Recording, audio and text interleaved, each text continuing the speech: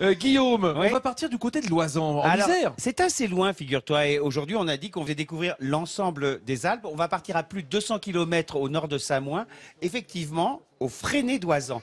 Les 250 habitants de ce petit village, eh bien, ils ont de la chance. On les appelle, les habitants, les Fénelins et les Fénelines. Et ils ont de la chance. Attends, Ils mais sont- c'est au sud. Hein. Excuse-moi, t'as dit au nord, c'est au sud. Hein. Heureusement que tu m'aides. Oui, non, voilà. c'est pas... je- Et ils sont fiers, en tout cas, les Fénelins et les Fénelines, de présenter ce décor authentique et préservé. Oh.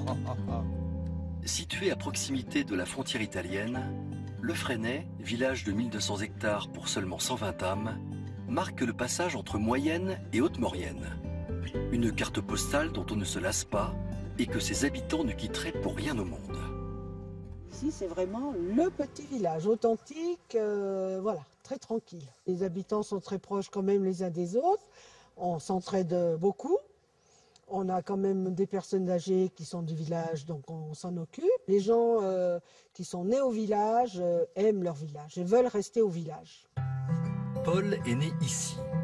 Ce passionné de vieilles pierres nous présente la plus ancienne bâtisse de la commune. Elle date de 1664. Comme vous pouvez voir, le balcon il est d'origine et puis vous pouvez voir les poutres qui sortent du mur et c'est tout en mélèze. Voilà, il y a encore les arrondis en pierre. Là c'est une écurie grande. Dans cette maison il y avait 15 habitants et quand j'ai acheté 11 propriétaires. Alors c'est immense et maintenant je suis tout seul. Ça change. Du haut de son balcon de bois, Paul déclare sa flamme à son village.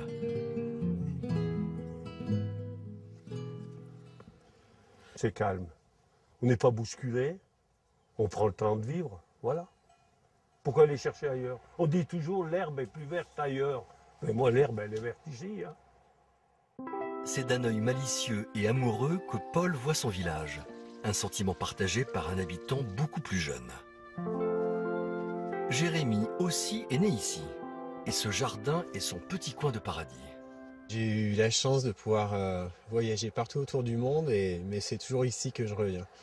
Ici, on est bien au milieu des montagnes, l'eau est toujours fraîche, et puis on connaît tout le monde, c'est très familial. Le Fresnay qu'il a vu naître voit aujourd'hui grandir ses enfants. Entre ces montagnes si belles, c'est vrai qu'on se sent bien. L'authenticité, voilà, c'est une valeur fondamentale en montagne. Et ici, à Samoin, quand on parle d'authenticité, eh bien, il y a un symbole. Je vous propose d'en découvrir quelques images. C'est l'écomusée du Parché. Regardez cette ferme magnifique. C'est une ferme du début du 19e siècle, la ferme du clos Parché. Parché, ça veut dire perché, bien entendu. Elle a été classée monument historique il y a 10 ans. Alors, son propriétaire en a fait un écomusée. Là, on voit la petite maquette pour expliquer comment c'est à l'intérieur.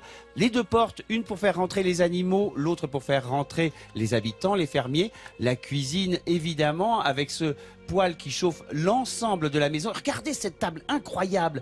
Les creux à l'intérieur, eh ben, c'est ce qui remplaçait les assiettes. C'était 3 soupes par jour à l'époque, au 19e siècle. On démarrait le matin avec ça. Il y a même des bouchons pour faire sortir s'il restait quelque chose. Mais généralement, on mangeait tout. Et le grenier, regardez ce grenier, 2000 objets agricoles qui ont été rassemblés. Simone, qui est la propriétaire de cette maison, l'a fait visiter. Et à la fin, il y a une dégustation avec local, évidemment, du gâteau de Savoie qu'elle cuisine elle-même et du jus de pomme de la région. C'est vraiment une très bonne adresse que vous pouvez retrouver, bien sûr, sur france3.fr. Tu voulais dire quelque chose? Oui, donc pour faire la vaisselle, il faut nettoyer la table alors. Exactement. Tu te rends compte? Ah oui, il n'y avait pas de machine à laver la vaisselle au 19e C'est pas vrai, siècle. ça, Nathalie? Je te le confirme. Non, mais c'est pas évident.